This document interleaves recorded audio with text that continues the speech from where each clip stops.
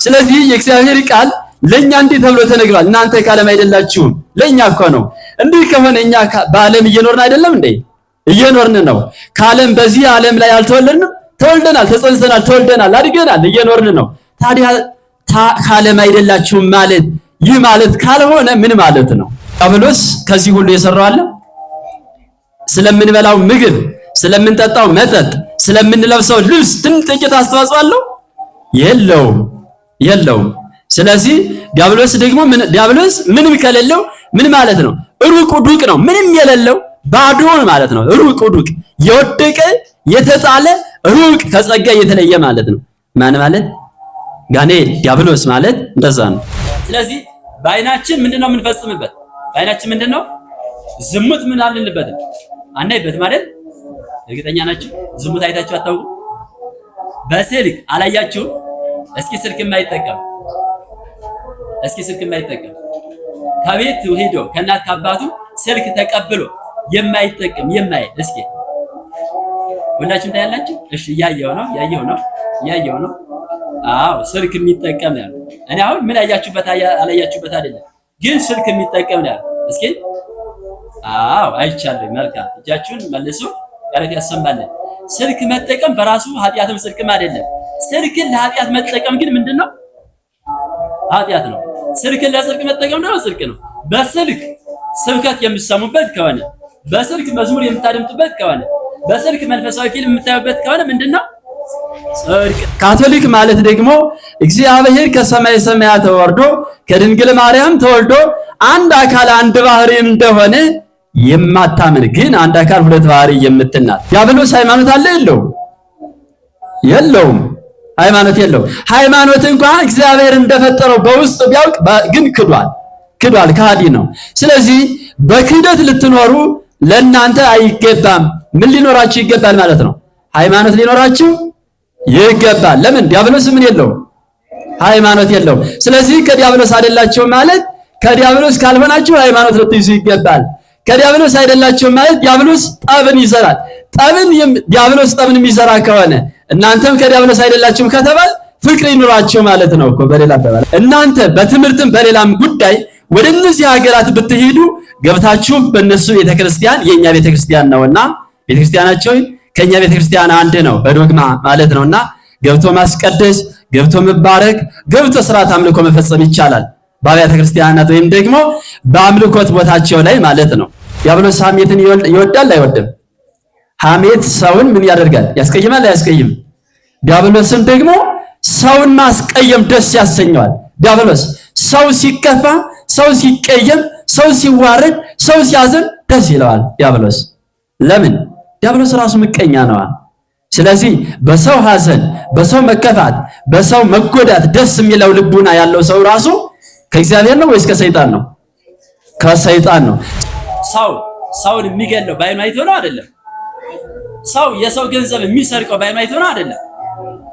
አይቶ ነው። ሰው የሚዘምተው ባይኑ አይቶ ነው አይደለም? ስለዚህ ከዓለም አይደላችሁም ማለት አይናችሁን ዝሙት ልታዩበት አልተፈቀደም። ጆሮአችሁን ዝሙት ልትሰሙበት አልተፈቀደም። እጃችሁን የሌላ ገንዘብ ልትወስዱበት ልትሰርቁበት አልተፈቀደም። በእጃችሁ የሰውን ደም ልታፈሱበት፣ ሰው አጥንቱን ልትከሰክሱበት፣ ግንባሩን ልትፈነጥቁበት፣ ሰውን ልትገሉ አልተፈቀደም። በእግራችሁ ወደ ጨዋታ ቦታ፣ ወደ ከንቱ ቦታ፣ ወደ ዋዛ ፈዛዛ ቦታ፣ ወደ መሸታ ቤት ልትሄዱ አልተፈቀደም ማለት ነው።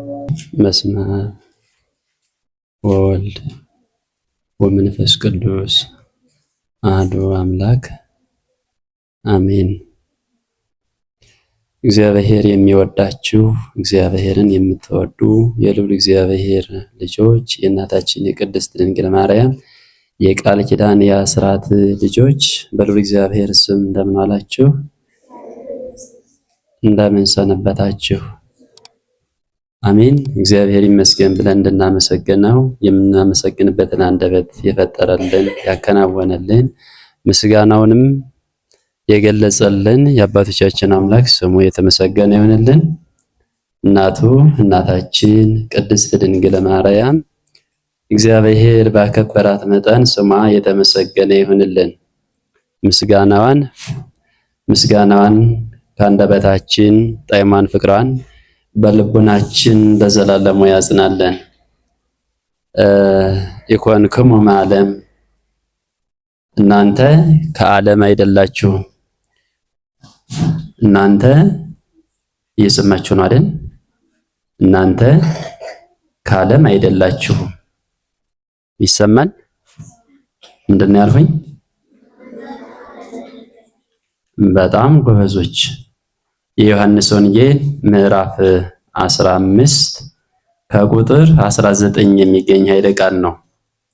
እስኪ እንደገና ሆናን በጋራ እንበለው። እናንተ ከዓለም አይደላችሁም። ቀደማችሁኝ። እንደው የዮሐንስ ወንጌል ምዕራፍ 15 ከቁጥር 19 ይህንን ቃል የጻፈልን ወንጌላዊ ዮሐንስ ነው።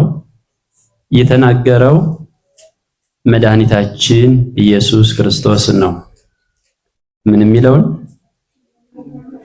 እናንተ ከዓለም አይደላችሁም የሚለውን የተናገረው ማን ነው? ጌታችን መድኃኒታችን ኢየሱስ ክርስቶስ ነው። ጌታችን መድኃኒታችን ኢየሱስ ክርስቶስ የተናገረውን ቃል የጻፈው ደግሞ ማን ነው? ዮሐንስ ወንጌላዊ ከጌታ እግር ስር ቁጭ ብሎ የእግዚአብሔርን ቃል የተማረ ስለ እግዚአብሔር ብሎ ብዙ መከራ የተቀበለ የእግዚአብሔርንም ክብር ለመውረስ የበቃ ደግ ጻድቅ አባት ነው። በረከቱ ይደርብን። እናንተ ከዓለም አይደላችሁም ያላቸው እነማንን ነው የሚለውን እንመልከት። እግዚአብሔርስ እኛን ምን ብሎን ይሆን? ስለኛ እግዚአብሔር ስለናንተ ወይም ደግሞ ስለኛ የተናገረው ቃል የምታስታውሱት ይኖራል? ምን ብሎናል እኛን እግዚአብሔር? በእርግጥ እግዚአብሔር ከዚህ ቀድሞ በነበሩ በእርሱ ባለሟሎች የተናገረው ቃል ለማን ጭምር ነው? ለኛ ነው። ለአዳም የተናገረው ለማን ጭምር ነው? ለኛ። አዳምን ምን ብሎታል? አዳም መሬት ነህና ወደ መሬትነትህ ትመለሳለህ ብሎታል። መሬት ነህና ማለት አዳም የተፈጠረው ከአራቱ ባህሪያት መሆኑን ነው።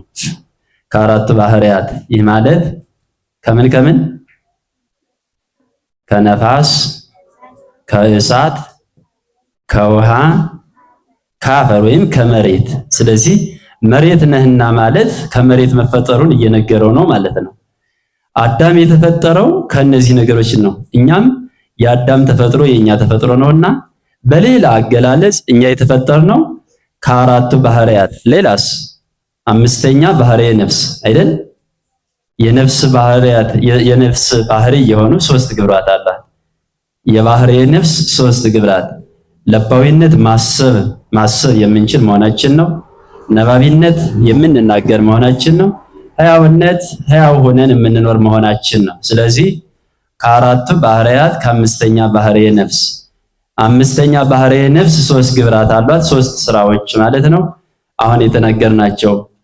አንደኛው ማሰብ፣ ሌላኛው መናገር፣ ሶስተኛውና የመጨረሻው ሕያው ሆኖ መኖር ነው። ምን ልላችሁ ፈልጌ ነው? ለአዳም የተነገረው ለማን ሁሉ ነው? ለኛ ሁሉ ነው። ስለዚህ ጌታችን መድኃኒታችን ኢየሱስ ክርስቶስ እናንተ ከዓለም አይደላችሁም ያላቸው ሐዋርያትን ነው።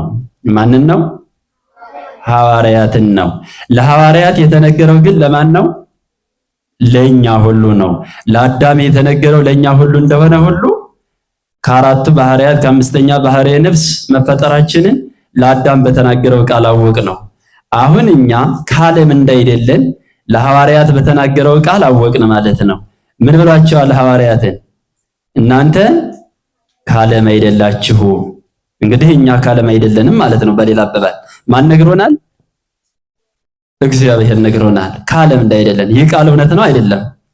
የእግዚአብሔር ቃል ሁልጊዜ እውነት ነው። የእግዚአብሔር ቃል ምንድነው? ሁልጊዜ እውነት ነው። በቦታ መለያየት ምክንያት የእግዚአብሔር ቃል እውነትነቱ አይጠፋበትም፣ አይታጣበትም። በጊዜ መለያየት ምክንያት እውነትነቱ አይጠፋም። ለምሳሌ አሁን ጊዜው ምሽት ነው አይደል? ምሽት ነው አይደለም? ነው። ከዚህ ቦታ ምሽት ነው። በሌሎቹ ሀገራት በእነ አሜሪካ ሀገራት ደግሞ በዚህ ጊዜ ምሽት አይሆንም። ይሄን ታውቃላችሁ? አዎ ለኛ ነግ በሆነበት ፀሐይ በወጣችበት ጊዜ ለሌሎቹ ሀገራት ፀሐይ የማትወጣበት ቦታ አለ ማለት ነው። ስለዚህ ይሄ የፀሐይ መውጣት ለኛ ፀሐይ ወጣች ያልንበት ጊዜ በእኛ ቦታ ነው እንጂ በሌሎቹ ቦታ ደግሞ ፀሐይ እየወጣች አይደለም። ይሄ ማለት የፀሐይ መውጣት እውነትነት በቦታ ተወስኗል ማለት ነው። በምን ተወሰነ? በቦታ ተወስኗል። በቦታ በጊዜም ተወስኗል ማለት ነው። ከዚህ ነግህ ያልነው ጠዋት ያልነው በሌላ ቦታ ደግሞ ቀትር ወይም ምሽት ከሆነ በጊዜ ተወሰነ። ቀትርና ነግ ምሽት የሚባሉ ነገሮች በቦታ ይወሰናሉ። ቦታ ራሱ በጊዜ ተወሰነ ማለት ነው። የእግዚአብሔር ቃል ግን በጊዜና በቦታ ይወሰናል። በጊዜ ያለመወሰኑን ለአዳም የተነገረው ለአዳማውያን ሁሉ ሲሆን ይኖራል። ይሄ ማለት አዳም ከአራቱ ባህሪያት ከአምስተኛ ባህሪ ነፍስ ተፈጠረ። የአዳም ዘሮች በሙሉ እንደ አዳም ሆኑ። በሌላ አባባል አዳም በዚህ ምድር ላይ ኖረ። ጊዜው ደግሞ የሚኖርበት ሰዓት ሲያበቃ ከዚህ ዓለም ወደ የት ሄደ? ወደ ወዲያኛው ዓለም አይደል እንዴ? በጊዜው በፍርድ ውስጥ ስለነበረ በሲኦል ቆየ። የእግዚአብሔር ረድኤት እየጠበቀችው ጊዜው ሲደርስ ደግሞ እግዚአብሔር ከሲኦል ወዴት አሸጋገረው? እሱም ብቻ ነው እንዴ? ልጆችን ሁሉ የአዳምን ልጆች ጌታችን መድኃኒታችን ኢየሱስ ክርስቶስ በዕለተ ዓርብ በመልዕልተ መስቀል ተሰቅሎ በአካለ ነፍስ ወደ ሲኦል ወርዶ ያገኛቸውን እስከዚያ ድረስ ከሲኦል ገብተው የነበሩትን በሙሉ ከሲኦል ወደ ገነት ከሐሳር ደግሞ ወደ ክብር አይደል እንዴ? ከሐሳር ወደ ክብር መዋረድ የለም። ከዚያ በኋላ ክብር ነው። መጨነቅ የለም። ከዚያ በኋላ ደስታ ነው። ስለዚህ ከሐዘን ወደ ደስታ ምን ብሏቸዋል? መልሷቸዋል አይደል? ያ ማለት ግን በዘመን ብዛት የተነሳ የእግዚአብሔር ቃል እውነትነቱን የሚያጣ አይደለም። ሁልጊዜም እውነት ነው ማለት ነው። ስለዚህ እናንተ ከዓለም አይደላችሁም የሚለው ቃል ጌታችን መድኃኒታችን ኢየሱስ ክርስቶስ የተናገረው መቼ ነው? በምድር ላይ 3 ዓመት ከ3 ወር ወንጌልን ተመላልሶ ሲያስተምር ነው አይደል እንዴ?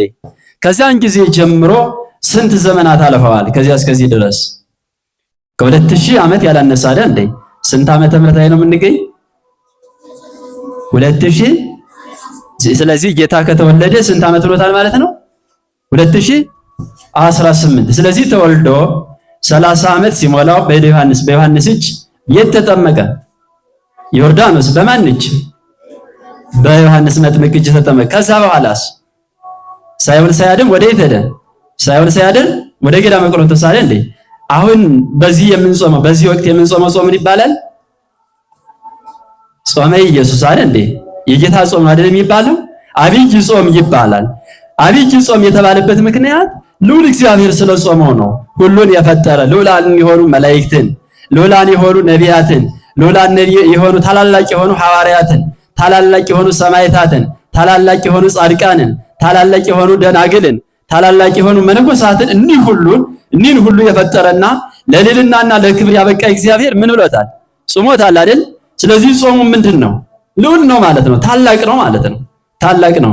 ስለዚህ ታላቅ ነው ማለት ወደ ገዳመ ቆሮንቶስ ሄደ ማለት ነው። ከገዳመ ቆሮንቶስ ስንት ቀን ቆየ? ስንት ቀን ቆየ? ቆሮንቶስ ከሚባለው በረሃ ላይ ስንት ቀን ቆየ ጌታችን መድኃኒታችን ኢየሱስ ክርስቶስ? 40 መዓልት 40 ሌሊት አይደል እንዴ? 40 ቀን ማለት ነው። 40 ቀን ምን እያደረገ? አዎ በጾም በጸሎት በስግደት አይደል እንዴ? እየጾመ እየሰገደ። እኛ አሁን በዚህ ወቅት ምን የምናደርግበት ሰዓት ነው? የምንጾምበት፣ የምንጸልይበት፣ የምንሰግድበት ጊዜ ነው። ከየት አገኘ ነው? ከጌታችን ከመድኃኒታችን ከኢየሱስ ክርስቶስ አይደል እንዴ? ስለምን ከተባለ የጌታችን የመድኃኒታችን የኢየሱስ ክርስቶስ ጾም ለኛ ምን ሆኖናል? ቅድስናችን ነው፣ ክብራችን ነው አይደል እንዴ? ሕይወታችን ነው አይደል? ሕይወታችን ነው፣ እረፍታችንም ነው። ስለዚህ ንጽህናን፣ ቅድስናን፣ ሕይወትን፣ እረፍትን፣ ደስታንና ክብርን እናገኝ ዘንድ ጌታችን መድኃኒታችን ኢየሱስ ክርስቶስ ስለኛ ጾመልን ማለት ነው። እርሱ የጾመልን ደግሞ እኛ በአብነት እርሱን አብነት አድርገን እንጾማለን። ለምን? ሕግ ሰሪ ነውና። እግዚአብሔር ምን ላይ ነው? ሕግ ሰሪ ነው። እግዚአብሔር ሕግ ሰሪ ነው። በምድር ያለ ንጉስ እንኳን ንጉስ ምን ያደርጋል? ሕግ ይሰራል አይደል እንዴ? እግዚአብሔር ደግሞ ለዘላለም ንጉስ ነው። በሆነ ጊዜ ይሻራል እንደ እግዚአብሔር። የእግዚአብሔርን ንግስና ሞት አይሽረው አይደል እንዴ? ሞት የለበትምና በባህሪው ሞት በመንግስቱ ሽረት የለበትም። ለምን ከተባለ እግዚአብሔር ንጉስነቱን ከሰው ያገኘው አይደለም። ከማን ያገኘው ነው? ራሱ የባህሪው ነው። የባህሪው ነው። ከሆነ ፍጡር ወይንም ደግሞ ከሌላ አካል ያገኘው አይደለም። በምድር ላይ ያሉ ነገስታት ንግስናቸውን እስከሆነ ጊዜ ኑረው ኋላ ያጡታል። ለምን? አንደኛ ከሌላ ስለሚያገኙት ነው፣ ከሰው ስለሚያገኙት ነው። ሁለተኛው ደግሞ ሞት ስላለባቸው ነው። ለእግዚአብሔር ግን በባህሪው ሞት በመንግስቱም ሽረት የለበትም። ስለዚህ ዘላለማዊ ንጉስ ነው። የማን ንጉስ? የማን ንጉስ ነው? እግዚአብሔር የማን? የመላእክት። ሌላስ? የማን? አዎ ብዙ አይሰማም። የመነኮሳት ያላችሁ መሰለኝ አይደል እንዴ? የጻድቃን፣ የሰማዕታት፣ የደናግል፣ የመነኮሳት በአጠቃላይ የፍጥረት ሁሉ ንጉስ ነው አይደል እንዴ? የፍጥረት ሁሉ ንጉስ ነው። እንስሳት አራዊትን ተሹሞ የሚገዛ ንጉስ አለ ለእንስሳት ለአራዊት? አዎ እርስ በርሱ ቢጣሉ አራዊትን የሚዳኝ አንዱን አውሬ ወደ እስር ቤት አንዱን ደግሞ ወደ መኖሪያ ቤቱ የሚሰድ የሚዳኝ ንጉስ አለ? የለም። ግን የሚዳኛቸው ማን ነው? እግዚአብሔር ነው። እግዚአብሔር ለነገስታቱ ወይም ደግሞ በዚህ ምድር ላይ ላሉ ሰዎች ብቻ አይደለም፣ ለአራዊቱ ለእንስሳቱ ሁሉ ንጉስ ነው አይደል እንዴ? ለእንስሳቱ ሁሉ ንጉስ ነው። አሁን በዚህ ጊዜ አራዊቱ የት ይገኛሉ? የት ይገኛሉ? በጫካቸው በዋሻቸው አይደል እንዴ? በዚህ ሰዓት ምግብ ፍለጋ ወደዚህ ዓለም የማይመጡት ለምንድን ነው? ማን ህግ ስለሰራላቸው ነው? እግዚአብሔር ህግ ስለሰራላቸው ነው። ማልተ ሰው በመዓልት ምን ይላል? ምግቡን ያዘጋጃል፣ ይሰራል ማለት ነው። ይሁን ወይ ቀን እስኪመስል ነብዩ ዳዊት ሰው እስኪበሽ ድረስ ስለ ስጋው የሚያስፈልገውን ነገር በስጋው ሲሰራ ይውላል፣ ይደክማል። በመሸ ጊዜ ወዴት ይሄዳል? ወደ ቤቱ ይሰበሰባል። ያን ጊዜ አራዊት ምግባቸውን ፍለጋ በተራቸው ምን ይላሉ? ይወጣሉ አይደል እንዴ? በጫካውም በዚህ ምድር ሰው በሚኖርበትም ሁሉ ምግባቸውን ይፈልጋሉ። ይህን ስርዓት የሰራ ማን ነው? እግዚአብሔር ነው። እግዚአብሔር ነው። እሱ ብቻ አይደለም። አይናችን ያ ያለ አይደል እንዴ? እንዴት ነው ሊያይ የሚችለው? የፀሐይ ብርሃን ተዋህዶ ነው አይደል እንዴ? የፀሐይ ብርሃን በሌለበት ደግሞ የሻማ ብርሃን ተዋህዶ ያያል አይደል እንዴ? አይናችን ከፀሐይ ብርሃን ጋር ተዋህዶ እንዲያይ ያደረገ ማን ነው? ስለዚህ እግዚአብሔር የምን ንጉስ ነው? የስጋም የነፍስም ንጉስ ነው ማለት ነው። የስጋም የነፍስም ንጉስ ነው። አይን እንዲያይ፣ ጆሮ እንዲሰማ፣ እጅ እንዲሰራ፣ እግር እንዲራመድ አይደል እንዴ? ይህን ሁሉ ያደረገ ማን ነው? እግዚአብሔር ነው። እግዚአብሔር ያላደረገውን ከምድር ነገስታት አንዱ ማድረግ የሚቻለው የለም። ከኛ ከመካከላችን አንዳችን አይናችን ቢታመም አይናችን ቢጠፋ በየላስብ በስጋ ቢጠፋም የነፍስ አይናችን ካለ እኛ በሰማይ ክብርን ስለማናጣ ማለት ነው አይደል እንዴ? እና አይናችንን የጠፋውን አይናችንን መልሶ እንዲያይ ማድረግ የሚቻለው ንጉስ አለ? የለም። ስለዚህ እግዚአብሔር ንጉስነቱ ምንድነው ስንል ሁሉ የሚቻለው ነው። ሁሉን ማድረግ የሚቻለው ነው። በምድር ያሉ ነገስታትን ሁሉ አይቻለውም። ስለዚህ እናንተ ከዓለም አይደላችሁም ሚል ምን ማለት ነው? ከዓለም አይደላችሁም ማለት በዚህ ዓለም አልተወለዳችሁም፣ በዚህ ዓለም አልኖራችሁም፣ በዚህ ዓለም አትኖሩም ማለት ነው አይደለም። አሁን እናንተ ለዓለም አይደላችሁም የተባለው ለጊዜው ለማን ተነገረ? ለማን ነው ያልነው? ለሐዋርያት አይደል እንዴ? ለሐዋርያት የተነገረው ግን ለማን ሁሉ ነው? ለኛ ሁሉ አይደል እንዴ? ስለዚህ የእግዚአብሔር ቃል ለኛ እንዲህ ተብሎ ተነግሯል። እናንተ ከዓለም አይደላችሁም። ለኛ እኮ ነው። እንዲህ ከሆነ እኛ በዓለም እየኖርን አይደለም እንዴ? እየኖርን ነው። ከዓለም በዚህ ዓለም ላይ አልተወለድንም? ተወልደናል፣ ተጸንሰናል፣ ተወልደናል፣ አድገናል፣ እየኖርን ነው። ታዲያ ከዓለም አይደላችሁም ማለት ይህ ማለት ካልሆነ ምን ማለት ነው? ይህን ነው የምናየው። አሁን ከዓለም አይደላችሁም። ዓለም የሚባለው ዓለም ስንት ክፍል ነው? ዓለም ስንት ሀገር ይዟል? ዓለም በሀገር ስንት ሀገር አለው? እሺ ስንት አህጉር አለው? 7 በትክክል። ዓለም ስንት አህጉር አለው? ከነዚህ ሁሉ እኛ የምንኖርበት አህጉር ማን ይባላል? አፍሪካ። ከአፍሪካ ሀገራት ሁሉ እኛ የምንኖርበት ሀገር ማን ትባላለች? ኢትዮጵያ። ይቺ ኢትዮጵያ ቅድስት ሀገር ናት። ለምን? ቅዱስ እግዚአብሔርን ስለምታመልክ። ለምን? ስለ እግዚአብሔር ብዙ መከራዎችን ትቀበላለች። ስለ እግዚአብሔር ክብር ብላ ብዙ ፈተናዎችን ሁሉ ትፈተናለች። ስለ እግዚአብሔር ክብር ብላ ሁሉን ትተዋለች። ስለዚህ ኢትዮጵያ ቅድስት ናት። በሌላ አባባል በኢትዮጵያ የሚኖሩ ሃይማኖት ያላቸው እግዚአብሔርን የሚያመልኩ ሰዎች ሁሉ ቅዱሳን ናቸው ማለት ነው። እሺ ከኢትዮጵያ ውጭ እግዚአብሔርን የሚያመልኩ ሀገራትን እስኪ ንገሩኝ። እሺ ሩሲያ ብላችኋል። እሺ ሌላ? እስራኤል ብላችኋል። ግብጽ ብላችኋል። ቻይና ብላችኋል። ሌላም ተጠራላችሁ። እንግዲህ አምልኮት ያላቸው ሀገራት ብዙ ናቸው። አምልኮታቸው እግዚአብሔር የሆነላቸው ግን ጥቂቶቹ ናቸው። ለምሳሌ ሩሲያ ብላቸዋል። ሩሲያ ከኛ አባቶች ጋራ በታሪክም በዶግማም ይለያያሉ። የራሽያ ሀገራት ማለት ነው። ግን የሚያመልኩትን እግዚአብሔርን ነው። ምን ማለት ነው? ራሽያ የተባለችቱ ሀገር ካቶሊክ ከምትባለው ሀገር ጋር አብራ ኑራለች። ካቶሊክ ማለት ደግሞ እግዚአብሔር ከሰማይ ሰማያት ወርዶ ከድንግል ማርያም ተወልዶ አንድ አካል አንድ ባህሪ እንደሆነ የማታምን ግን አንድ አካል ሁለት ባህሪ የምትናት።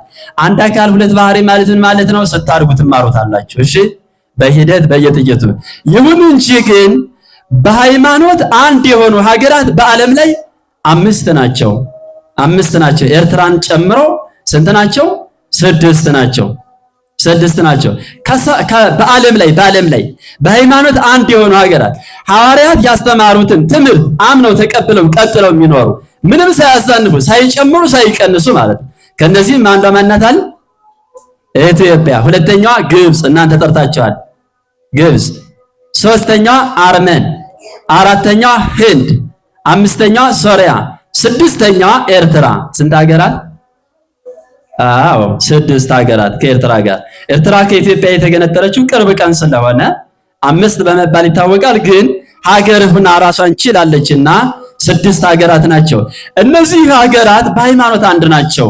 በሌላ አባባል እናንተ በትምህርትም በሌላም ጉዳይ ወደ እነዚህ ሀገራት ብትሄዱ ገብታችሁ በእነሱ ቤተክርስቲያን የኛ ቤተክርስቲያን ነውና ቤተክርስቲያናቸው ከኛ ቤተክርስቲያን አንድ ነው በዶግማ ማለት ነውና ገብቶ ማስቀደስ ገብቶ መባረክ ገብቶ ስርዓት አምልኮ መፈጸም ይቻላል በአብያተ ክርስቲያናት ወይም ደግሞ በአምልኮት ቦታቸው ላይ ማለት ነው።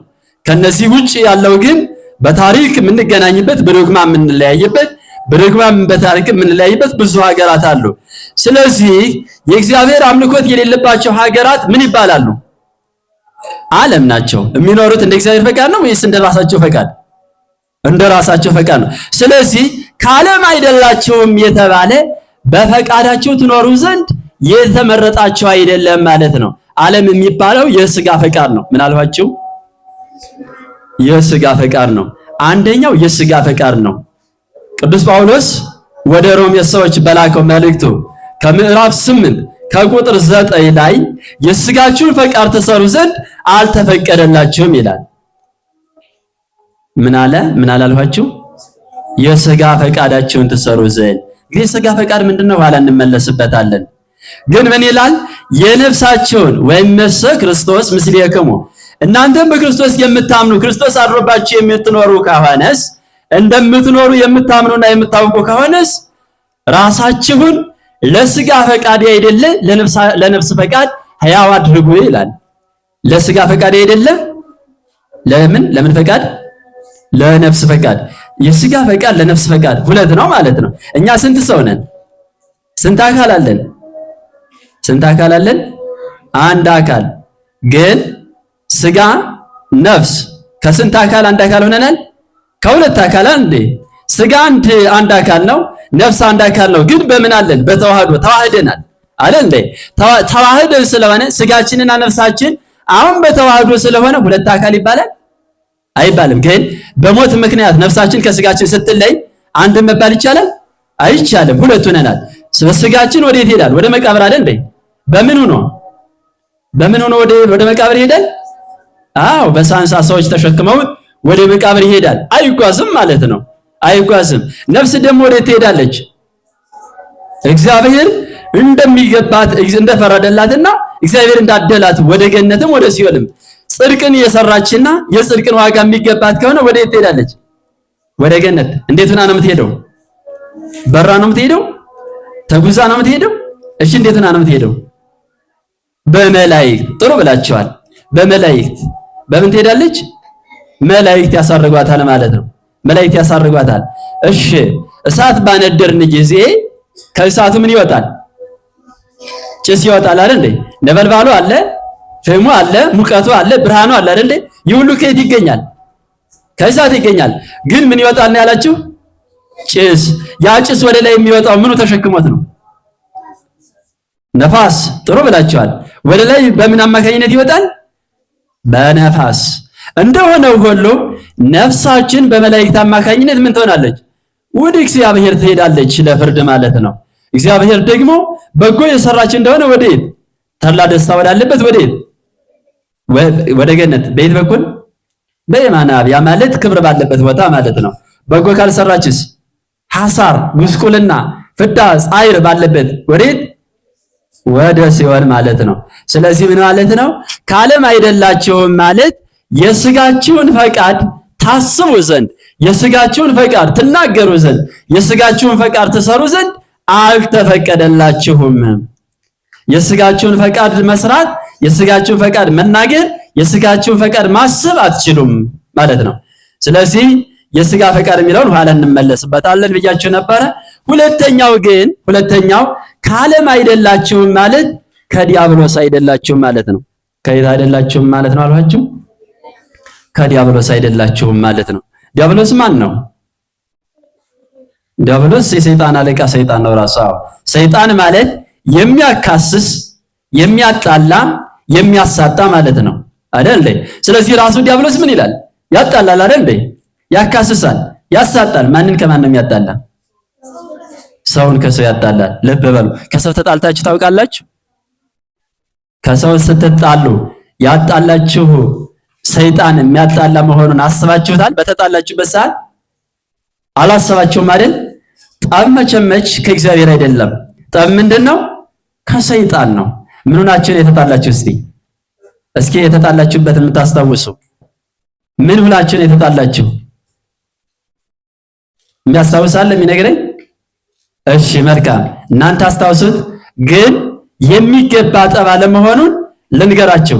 የተጣላችሁት ስለ ሃይማኖት ብላችሁ ነው? ካይደለ ከሰይጣን ነው። ስለ ሃይማኖት ብሎ ካልሆነ፣ ስለ ጽድቅ ብሎ ካልሆነ፣ ስለ እግዚአብሔር ክብር ብሎ ካልሆነ፣ ስለ በዓላት፣ ስለ አጽዋማት፣ ስለ ቅዱሳን ብሎ ካልሆነ ከሃይማኖት የተነሳ አይደለም ጠባቸው። ስለዚህ ጠቡ ከእግዚአብሔር ሳይሆን ከማን ነው? ከሰይጣን ነው። የጠብ መሰረቱ ጠብን ለመጀመሪያ ጊዜ ያመጣ ራሱ ነው ማለት ነው። በመላእክት ዓለም ላይ መለያየትን ያመጣ ራሱ ስለሆነ ማለት ነው። ስለዚህ ከዓለም አይደላችሁም ማለት ከሰይጣን አይደላችሁም፣ ከዲያብሎስ አይደላችሁም ማለት የሰይጣን ግብሩ ምንድነው? ማጣላት አይደል? ስለዚህ ሰውን ከሰው ልታጣሉ ምን አይልም አይገባም ማለት ነው አይደል? ከዓለም አይደላችሁም ማለት ሐሜተኞች ልትሆኑ አይገባም። ዲያብሎስ ሐሜትን ይወዳል አይወድም? ሐሜት ሰውን ምን ያደርጋል? ያስቀይማል አያስቀይም? ዲያብሎስን ደግሞ ሰውን ማስቀየም ደስ ያሰኘዋል። ዲያብሎስ ሰው ሲከፋ፣ ሰው ሲቀየም፣ ሰው ሲዋረድ፣ ሰው ሲያዝን ደስ ይለዋል ዲያብሎስ። ለምን? ዲያብሎስ ራሱ ምቀኛ ነው። ስለዚህ በሰው ሐዘን፣ በሰው መከፋት፣ በሰው መጎዳት ደስ የሚለው ልቡና ያለው ሰው ራሱ ከእግዚአብሔር ነው ወይስ ከሰይጣን ነው? ከሰይጣን ነው። ስለዚህ በሰዎች መጎዳት፣ በሰዎች ማዘን፣ በሰዎች መቸገር ደስ አይበላችሁ። ይልቁኑ ደግሞ ከችግራቸው እንዲለዩ ችግራቸው ምን በላቸው? አግዟቸው። ከሐዘናቸው እንዲለዩ እናንተ ሐዘናቸው ምን በላቸው? ተጋሯቸው። ችግራቸውና ጭንቀታቸውን አስወግዱላቸው ማለት ነው። ከዓለም አይደላቸውም ማለት ነው። በሌላ አባባል ደግሞ ዲያብሎስ ሃይማኖት አለ የለውም? የለውም። ሃይማኖት የለውም። ሃይማኖት እንኳን እግዚአብሔር እንደፈጠረው በውስጡ ቢያውቅ ግን ክዷል፣ ከሃዲ ነው። ስለዚህ በክህደት ልትኖሩ ለእናንተ አይገባም። ምን ሊኖራችሁ ይገባል ማለት ነው? ሃይማኖት ሊኖራችሁ ይገባል። ለምን? ዲያብሎስ ምን የለውም? ሃይማኖት የለውም። ስለዚህ ከዲያብሎስ አይደላችሁ ማለት ከዲያብሎስ ካልሆናችሁ ሃይማኖት ልትይዙ ይገባል። ከዲያብሎስ አይደላችሁ ማለት ዲያብሎስ ጠብን ይዘራል። ዲያብሎስ ጠብን የሚዘራ ከሆነ እናንተም ከዲያብሎስ አይደላችሁም ከተባል ፍቅር ይኑራችሁ ማለት ነው እኮ። በሌላ አባባል አይደል? እኛ ፍቅር አለን። ፍቅር አላችሁ? ልጆች አላችሁ? የለንም ነው ያላችሁ? እሺ፣ የእግዚአብሔር ፍቅር እንዴት ይገለጣል? እግዚአብሔር ፍቅር ነው አይደል? እግዚአብሔር ሰውን የሚወድ ሰውን ወዳጅ ከመሆኑ የተነሳ ለሰው ምንድን ነው ያደረገለት? እሺ፣ እንጀራ ቆርሶ አብልቶታል? አበላው አላበላውም? እግዚአብሔር እንጀራ ቆርሶ አብልቶታል ለሰው አላበላም? እሺ፣ ልብስ ገዝቶ አልብሶናል እግዚአብሔር? እሺ፣ እንግዲህ ስንመለስ ነው። ውሃ ቀርቶ አጠጥቶናል? ቤት ሰርቶ አኑሮናል? አዎ ብላችኋል። በምን ምንለውን እኔም በውስጤ ለእናንተ ያለኝን ሐሳብ ልታስቡት የቻላችሁ ምናልባት የታሰባችሁትን ነው ብዬ የታሰባችሁን ላውራ ሊሆን ይችላል ብዬ ገምቼ ማለት ነው። እግዚአብሔር ብንራብ አብልቶናል። አዎ ያልንበት ምክንያት እግዚአብሔር ብንራብ ምን ብሎናል? እንጀራ ይበላናል አይደል እንዴ? እንዴት አድርጎ እንደ እናታችን ምድጃ አዘጋጅቶ በዚያ ላይ ምጣድ ጥዶ በዚያ ላይ ቅጥን አቅጥኖ ጋግሮ ሰጠን ማለት ነው? እንደዛ አይደለም። እናታችን እንጀራ ጋግራ ተሰጠን ዘንድ ያንን እናታችን ከየት ነው የምታገኘው? ከእግዚአብሔር አይደል እንዴ? እንደምን ካላችሁኝ እግዚአብሔር ገበሬው ዘሩ ሲዘራ እግዚአብሔር የተዘራውን ዘር ምን ያደርገዋል? ያበቅለዋል አይደል እንዴ? እግዚአብሔር ባያበቅል ገበሬ ማብቀል ይቻላል? ስለዚህ ገበሬው ያመረተው ምርት ወደ ቦታ ወደ ርቅ ይገባል። ያንን ለራሱ ይመገባል፣ የተረፈውን ይሸጣል። የኛ እናት አባቶች ደግሞ ገበሬው የሚሸጠውን ገዝተው ምን አሉ? ለኛ እንጀራ ሰጡን አይደል እንዴ? ማን ያበቀለውን? እግዚአብሔር በምን በዝናብ አብቅሎት አይደል እንዴ? አዎ ገበሬዎቹ እኮ እግዚአብሔር ዝናብ ባይሰጥ በኮዳ ከባህር ጣልቀው አጠጥተው አይደለም ለኛ ምግብ ያዘጋጁት አይደል እንዴ? ለኛ ሊሸጡልን የቻሉ ያ ምግብ እንደዚህ አይሆን አይደለም። ስለዚህ እግዚአብሔር በዝናብ ምን አለው? አበቀለው አይደል እንዴ? እሺ እህሉ ከበቀለ በኋላ እንዲሁ ዝም ብሎ ማፍራት ይቻላል? አይቻልም። ምን መሆን አለበት? በፀሐይ መብሰል አለበት እኮ አይደል እንዴ? አሁን ፀሐይ ባይኖር ምግቡ ደግሞ ለማደግ እና ለመብቀል ውሃ ያስፈልገዋል። ለማደግ ምን ያስፈልገዋል? ፀሐይ ያስፈልገዋል። እግዚአብሔር ፀሐይን ባያፈራርቅ ባይፈጥር ምግብ ማግኘት ይቻላል? አይቻልም። ስለዚህ እግዚአብሔር በዝናብ ያበቀለውን በፀሐይ ያበስለዋል ማለት ነው። ስለዚህ በየጥቂቱ ያድጋል፣ ካደገ በኋላ ያብባል፣ ካበበ በኋላ ያፈራል። ከዛ በኋላ ገበሬዎቹ አጭደው ያመርቱታል ማለት ነው። ገበሬዎቹ ለማምረት ለመሸጥ፣ እናቶቻችንም ለመጋገር ባለቤቱና መሰረቱ እግዚአብሔር ነው። ስለዚህ እግዚአብሔር ምን ያደርገናል? ምግብ ይሰጠናል፣ ይመግበናል ማለት ነው። ይመግበናል ማለት ነው። ሌላ እሱ ብቻ አይደለም። እግዚአብሔር ውሃ ይሰጠናል ወይ? እናታችን ከወንዝ አምጥታ እንዲሁ ደግሞ ከቦይ ቀርታ ውሃ ትሰጠናለች አይደል እንዴ? አዎ በሕፃንነት ሳለ እንደዛ። ዛሬ እናንተ ለእናት ለአባቶቻችሁ ውሃ ትሰጣላችሁ አትሰጡ? ዛሬማ እናንተ ናችሁ መስጠት ያለባችሁ አይደል እንዴ? እግራቸውን ማጠብ፣ ልብሳቸውን ማጠብ፣ እጃቸውን በምግብ ጊዜ ምን ማለት ማስታጠብ፣ የሚጠጡት ውሃ ማቅረብ የማን ስራ ነው? የኛ ነው። ለምን እኛ ገና አካላችን ባልፈረጠመበት ሰዓት ለኛ እያበሉ እያጠጡ አሳድገውናል። ከዚህ በኋላ ደግሞ ተራችንን እነሱን መታዘዝና ማገልገል ያለብን እኛ ነን ማለት ነው። ስለዚህ እግዚአብሔር እሺ አሁን ውሃ በየቤታችሁ ውሃ አለ አይደል? ውሃ አለ። እሺ በየቤታችሁ ያለው ውሃ ከየት ነው የሚመጣው? ከወንዝ።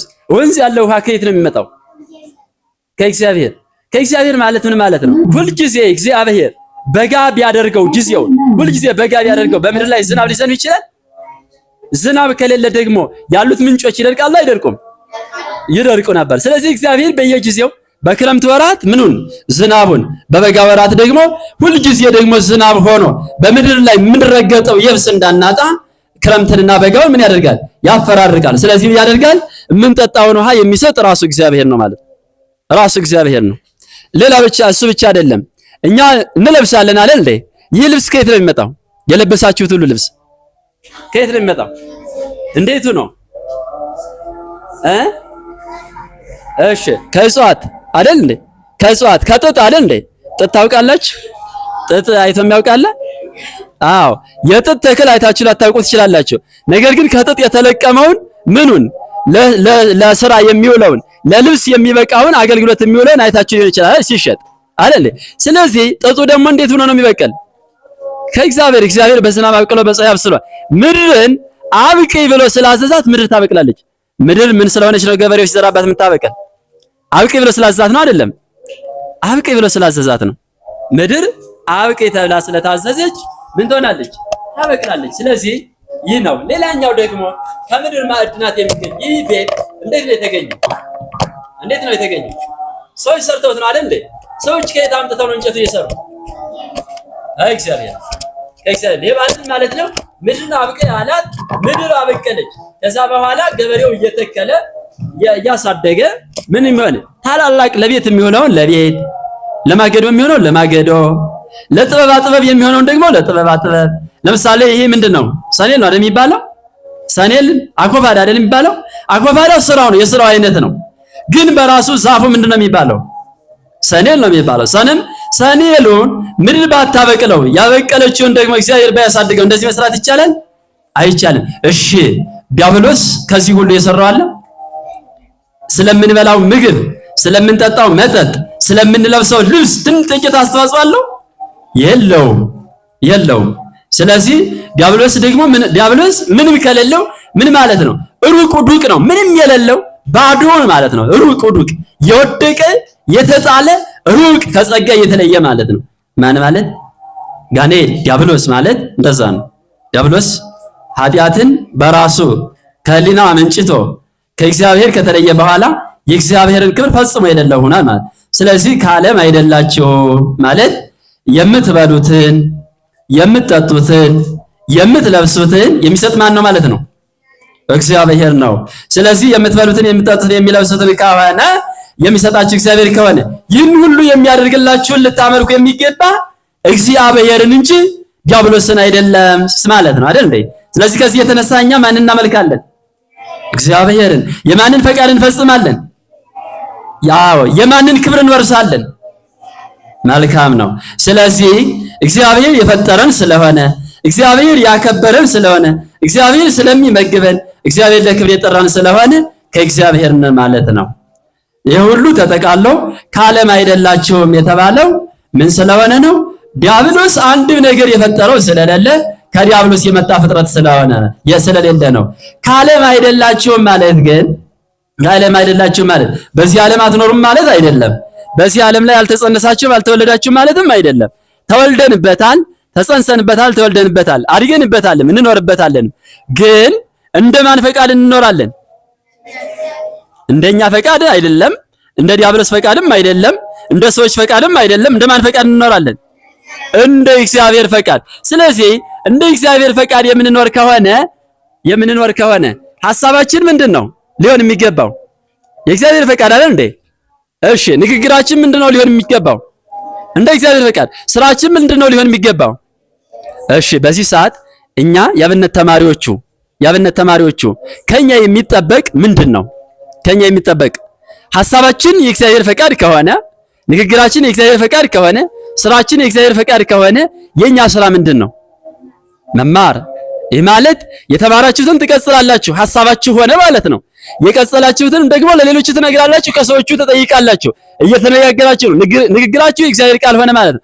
የተነገራችሁን ደግሞ ምን ታደርጋላችሁ? ትኖሩታላችሁ። ስለዚህ ስራችሁም የእግዚአብሔር ቃል ሆነ ማለት ነው። እንዲህ ሆነን እንድንኖር ምክንያት መሰረት የሆኑን እኛ አባቶቻችን ናቸው። ለአባቶቻችንም እንዲሁ ቀደምት አባቶች ናቸው። እንዲህ እያልን ስንሄድ ቀደምት አባቶች ሐዋርያት ናቸው ማለት ነው። ስለዚህ ከዓለም አይደላችሁም ማለት እናንተ በዓለም ፈቃድ አትኖሩም። ከዓለም ፈቃድም የተገኛችሁ አይደላችሁም ማለት ነው። ስለዚህ ቅድም መለስበታለሁ ያልኋችሁ የሥጋ ፈቃዱ ነው። የሥጋ ፈቃድ ምንድን ነው? የሥጋ ፈቃድ ምንድን ነው? የሥጋ ፈቃድ ምን ማለት ምንድነው? የሥጋ ፈቃድ እንዴት ይገለጻል ካላችሁ በማየት በማስማት። የሥጋ ፈቃድ በምን ይገለጣል? በመስማት፣ በማየት፣ በማሽተት፣ በመናገር፣ በመዳሰስ፣ በዚህ ሁሉ የሥጋ ፈቃድ ይገለጣል። ግን እነዚህ ነገሮች ማየት በምንድን ነው? በዓይን ነው። ስለዚህ የሥጋ ፈቃድ በዓይን ይገለጣል አይደል እንዴ?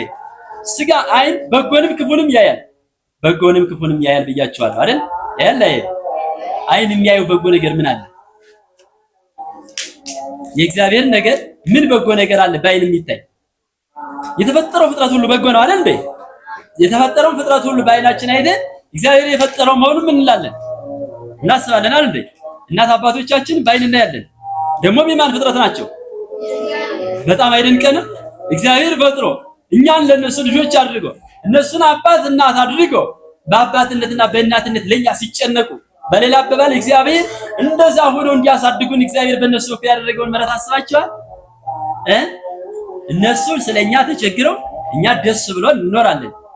እነሱ በብዙ ውጣ ውረዶች ላይ ያገኙትን እኛ ሳንደክም ምን እንላለን? እንጠቀማለን። እናንተ አሁን ልብስ የለበሳችሁ የእናንተ ብር ገዝታችሁ ወይስ ደግሞ እናት አባቶች ሰጥተዋችሁ? የእናት አባት ማለት።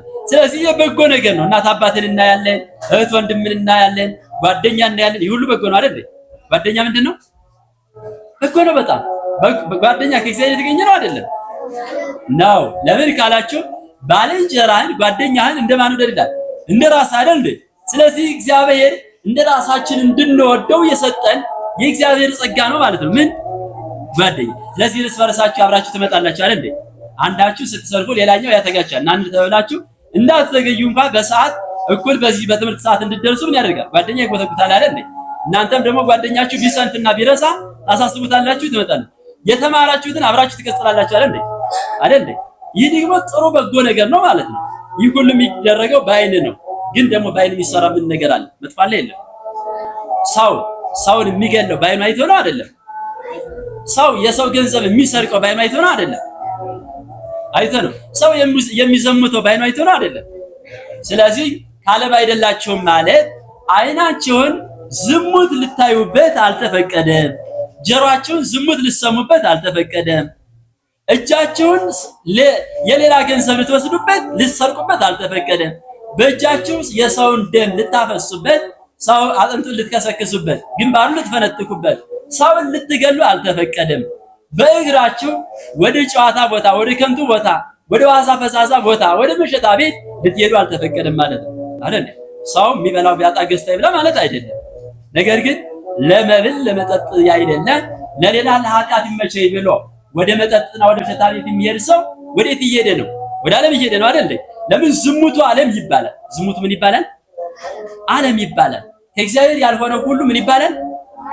አዎ ቅዱስ ዮሐንስ በአንደኛ መልእክቱ ከምዕራፍ 2 ከቁጥር 16 ላይ ከእግዚአብሔር ያይደለ ሁሉ ዓለም ይባላል ይላል።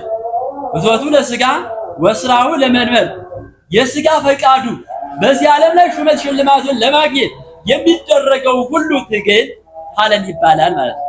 መሾም መሸለም መንግስት ከእግዚአብሔር ነው። ሰምታችሁኛል? መሾም መሸለምና መንግስት ከእግዚአብሔር ነው። ለመሾምና ለመሸለም ለመንግስት ግን ኃጢአትን የሚሰራ ሰውን የሚገድል ሰውን ክፉ ነገር የሚፈጽም ሰው ምንድነው? ዓለም ነው ማለት ነው። ሹመትና ሽልማትን ብሎ ኃጢአትን የሚሰራ ሰው ስለሆነ ስለዚህ ከዓለም ነው ማለት ነው። ፍትወቱ ለሥጋ የሥጋ ፈቃዱ ልይ ማለት ልብላ ልብላ ማለት ልጠጣ ልጠጣ ማለት ይህ ማለት ጾምን ሳይጾሙ ልብላ ልብላ ማለት መብላት ማለት ነው። ስለዚህ በአይናችን ምንድነው የምንፈጽምበት? በአይናችን ምንድነው? ዝሙት ምን አልንበት? አናይበት ማለት እርግጠኛ ናችሁ? ዝሙት አይታችሁ አታውቁ? በስልክ አላያችሁም? እስኪ ስልክ የማይጠቀም ከቤት ሄዶ ከእናት ከአባቱ ስልክ ተቀብሎ የማይጠቀም የማይ እስኪ ሁላችሁም ታያላችሁ? እሺ ያየው ነው። አዎ ስልክ የሚጠቀም ነው። እኔ አሁን ምን አያችሁበት አላያችሁበት አይደለም፣ ግን ስልክ የሚጠቀም ነው። እስኪ አዎ አይቻለሁ። መልካም እጃችሁን መልሱ፣ ቃላት ያሰማልን። ስልክ መጠቀም በራሱ ኃጢአትም ጽድቅም አይደለም። ስልክን ለኃጢአት መጠቀም ግን ምንድነው? ኃጢአት ነው። ስልክን ለጽድቅ መጠቀም ነው ጽድቅ ነው። በስልክ ስብከት የምትሰሙበት ከሆነ፣ በስልክ መዝሙር የምታደምጡበት ከሆነ፣ በስልክ መንፈሳዊ ፊልም የምታዩበት ከሆነ ምንድነው? ጽድቅ ነው። እንደ ዓለም ነው። በዓለም አሁን አንዱ ይጾምበታል፣ ይጸልይበታል፣ ይሰግድበታል፣ በጎ ስራ ይሰራበታል ማለት ቤት እየኖረ በዚህ ዓለም አለ። ሌላኛው ደግሞ ይዘሙትበታል አይደል?